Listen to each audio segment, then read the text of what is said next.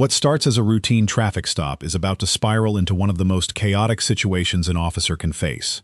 A driver with no license, multiple occupants inside the vehicle, the smell of marijuana, and what appears to be a straightforward investigation suddenly explodes into a life-threatening incident.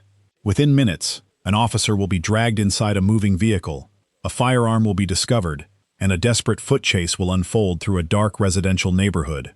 Watch closely, because several seemingly minor decisions early in this stop end up having massive consequences later. As you watch, ask yourself, could you have predicted where this encounter was headed? Get out of the car! Out of the car! Stop the car, dude! Stop! In policing, we often avoid the question from our significant other, how was your day, honey? Because who wants to respond, well, I got drugged down a block inside of a car with a felon with a gun, chased him through a dark residential area, and had to take him into custody. This is one of those. This is my pop's car. Your dad's car? Yeah. Okay. I can give you my name and address. Do you have a license issued to you or no? Like a driver's license. Do you have a driver's license or no? No. But you have an ID card is what you're saying? Okay. And your ID card is through Wisconsin? Yes. Okay. Cars occupied multiple times, meaning more than one, just a driver, are definitely super dangerous if you're a solo officer in the evening. That other side, the passenger side compartment, obviously can contain a whole bunch of different things that you can't necessarily see as well. Does your dad have an insurance card for the vehicle? Yes. Okay. Do you want to take a look for it so I can see it?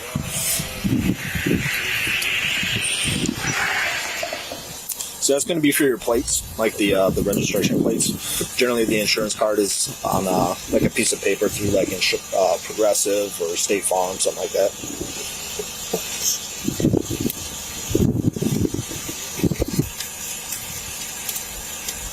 At this point, the officer does something experienced law enforcement professionals often call a temperature check. Instead of immediately escalating the encounter, he's casually engaging the occupants and observing their behavior.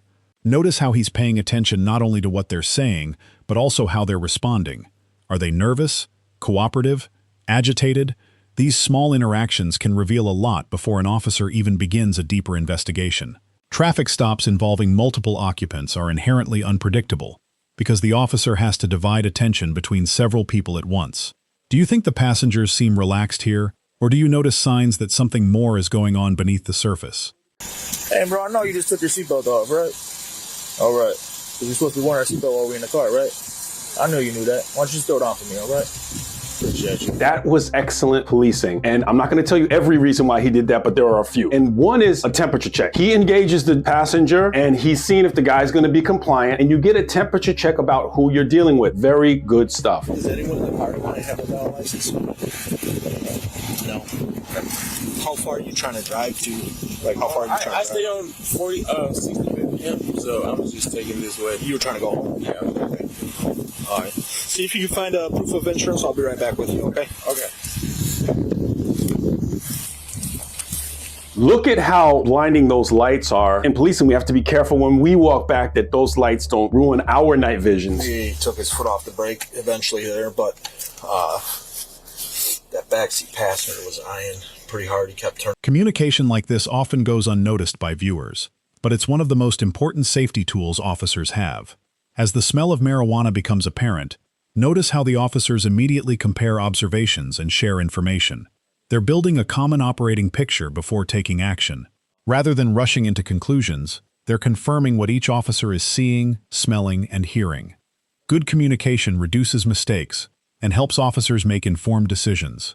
Looking back now, knowing what's coming later in this stop, do you think the officers already sensed this encounter might become more serious than a simple traffic violation? Around. I gotcha. You have order on your side, right? You have order? He was blowing some smoke out of the window. I can smell marijuana from right here. When I was next to the passenger, it smelled strong, so I don't know if it's on the passenger side or... Yeah, when I was standing there, I had a faint odor of it, but before I walked up. Let's do a quick one. Good communication. You hear me mention this in other videos. Sometimes they just go up. These guys are communicating. I like that. 92 to 78 will be approaching now for a search. Do the order. So obviously you ain't got a license, so you can't drive. You said nobody in the car's got a license. My pops is sending over the proof of insurance? Yeah, right now. Okay. I just called him. So what do we want to do? Because somebody with a valid license has to drive the car, right? Well, we'll figure that out. Do you got a coat, or are you just riding with a t-shirt? No, I do have a t-shirt on. Hey, you gotta start dressing more prepared for I this. had the heat on, so I get it. you know. For now, I'm just gonna have you hop out. We'll discuss what we're gonna do. I ain't trying to tow the car or anything like that. We'll figure out some method. Who's gonna drive the car? Okay. Okay. So I'll have you hop out with me.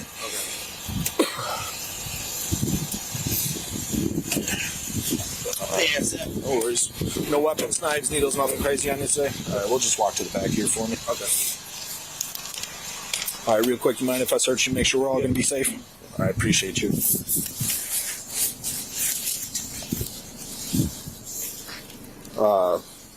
Mr. Thomas, right? Now the investigation begins shifting from a traffic stop to a potential impaired driving and vehicle search investigation. The driver admits to recently smoking marijuana, which raises legitimate questions about whether he's safe to operate a vehicle. Notice that the officer remains calm and conversational instead of confrontational. This approach often encourages honesty and cooperation. However, there's another layer here. Anytime an officer starts discussing drugs, weapons, or vehicle searches, the stakes increase dramatically for everyone involved. The officer is gathering information, but the occupants are also evaluating their own options. What would be going through your mind if you were sitting in that vehicle during this conversation?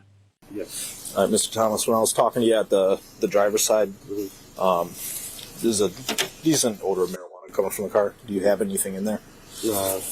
Like a roach, blunt? You got a roach? Yeah. Okay. When did you last smoke?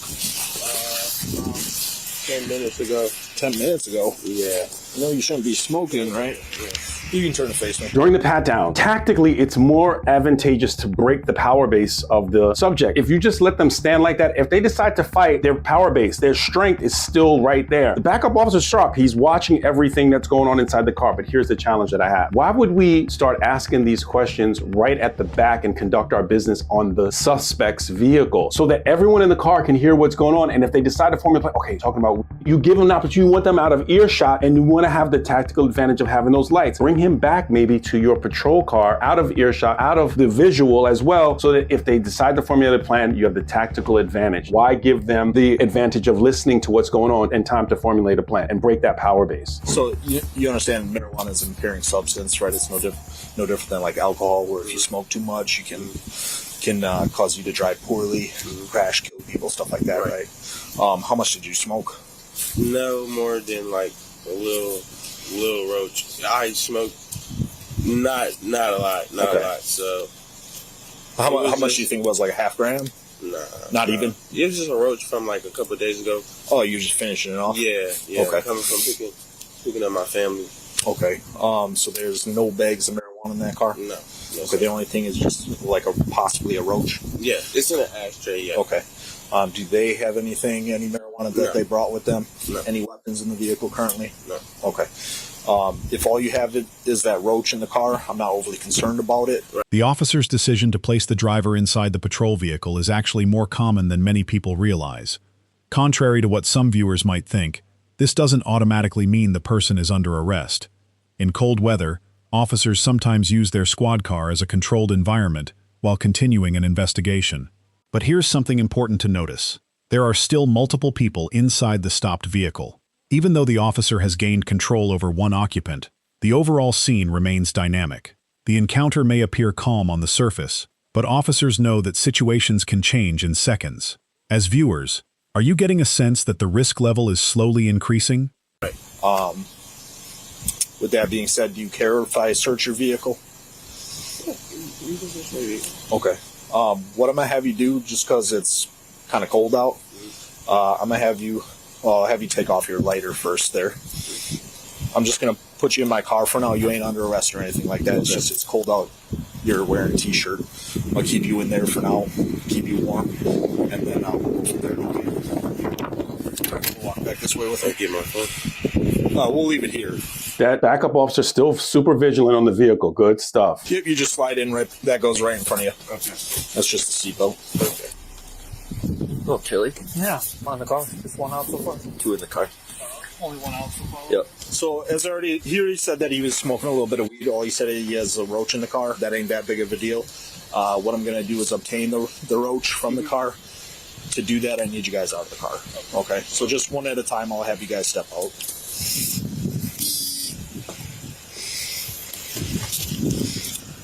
You ain't got nothing crazy on you, right? No, it's my phone. Everything up to this point has been relatively controlled. The officers have communicated well, the driver has cooperated, and the investigation appears to be moving forward methodically. But watch carefully during the next few moments. Many critical incidents happen precisely when officers begin transitioning occupants in and out of a vehicle. These transitions create brief windows of unpredictability where suspects may decide to flee, fight, or destroy evidence. What you're about to see is a dramatic reminder that even a seemingly routine stop can transform instantly into a dangerous and fast-moving crisis. Get out of the car! Out of the car! Get out of the car! 710, he's in the car! 770, he's inside the car! Please! Stop the car, dude! Stop the f***ing car! Stop the f***ing car! Stop the car!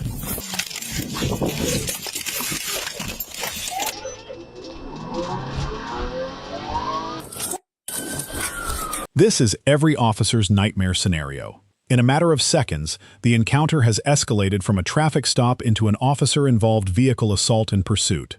The suspect's decision to drive away while an officer is partially inside or attached to the vehicle creates an extremely dangerous situation with the potential for catastrophic injury or death.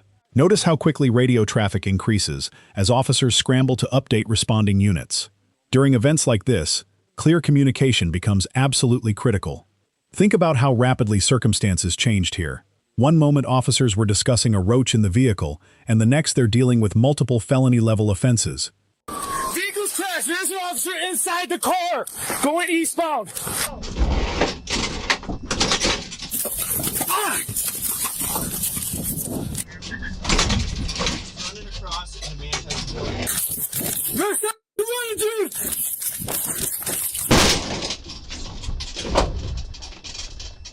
He's going down. He's continuing to run.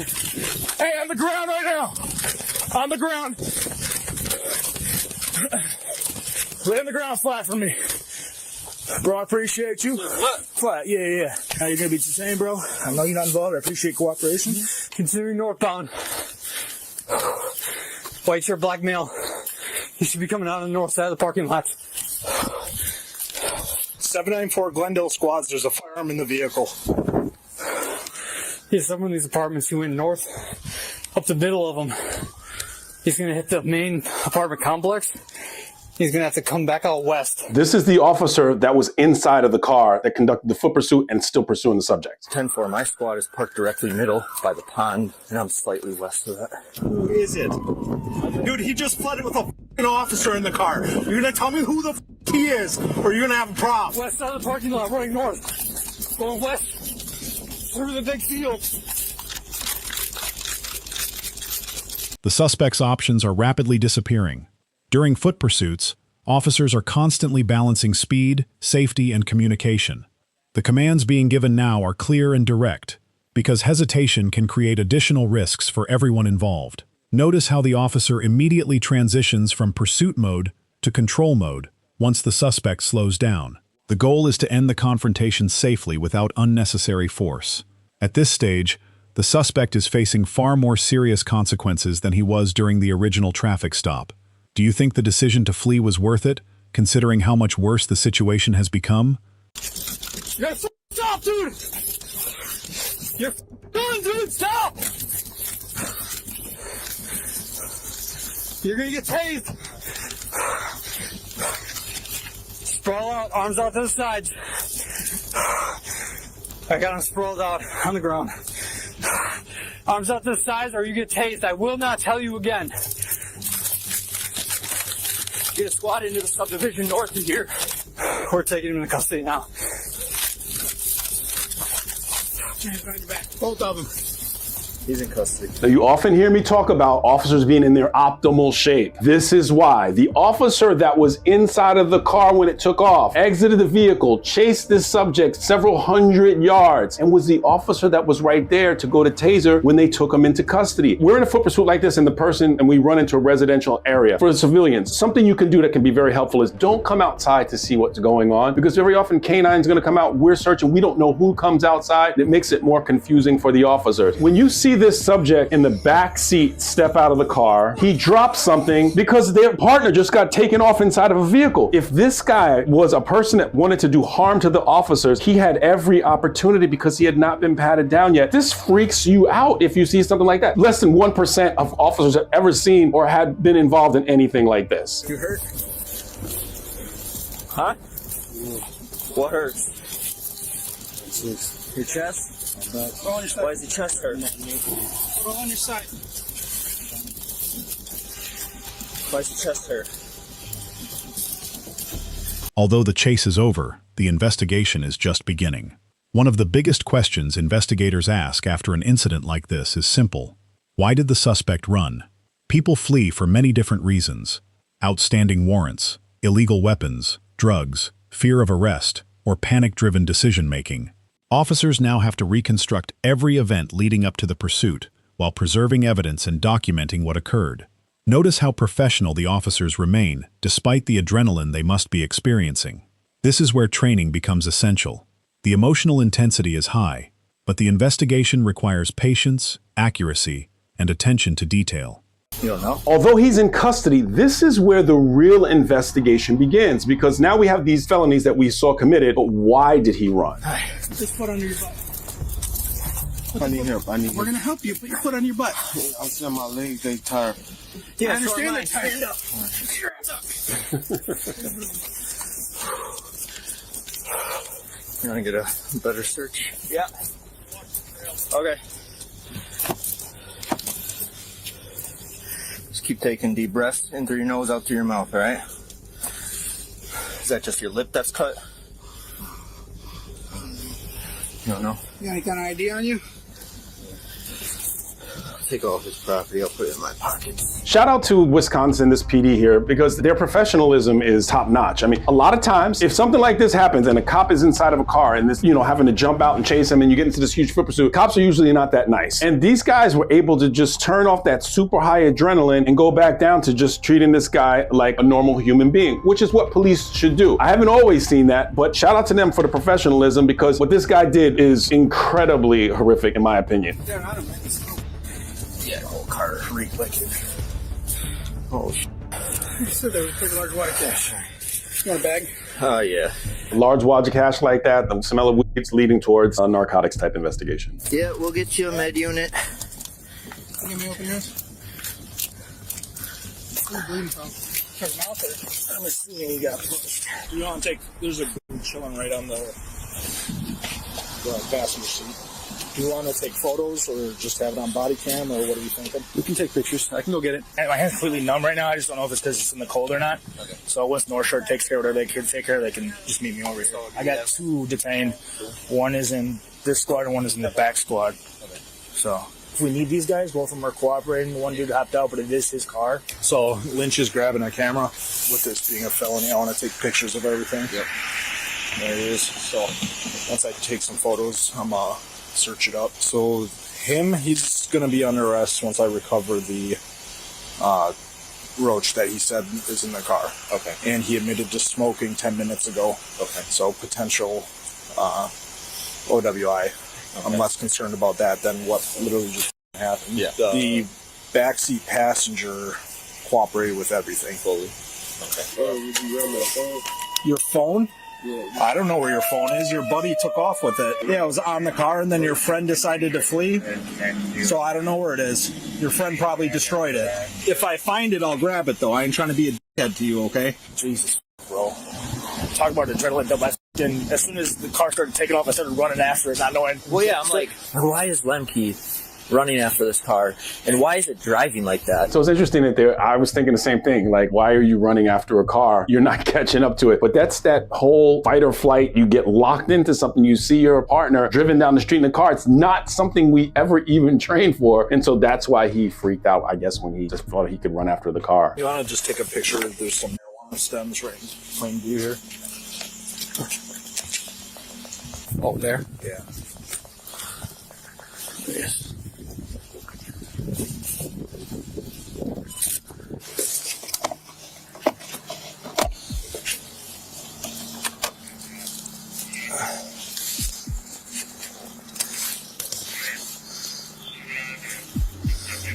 The discovery of a firearm, ammunition, cash, scales, and suspected drug-related evidence significantly changes the scope of this case. What originally appeared to be a traffic stop is now potentially connected to much broader criminal activity. This is also why evidence handling is so important. Every photograph, every item recovered, and every documented observation may later be examined in court.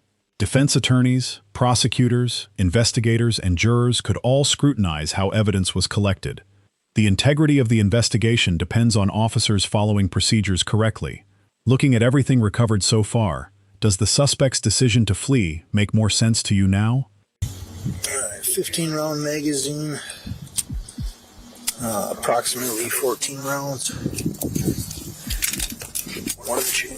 The recovery of the firearm, the way it's done, is incredibly important. You want to destroy any evidence on there because there could be DNA, fingerprints, and the location of the firearm. So taking photographs and making sure that you do it properly is incredibly important. Defense attorneys are definitely going to look at how the firearm is recovered every single time. 792 on, or 794 on 2 with a firearm serial number. It's going to be on a SAR 9, chambered in 9mm.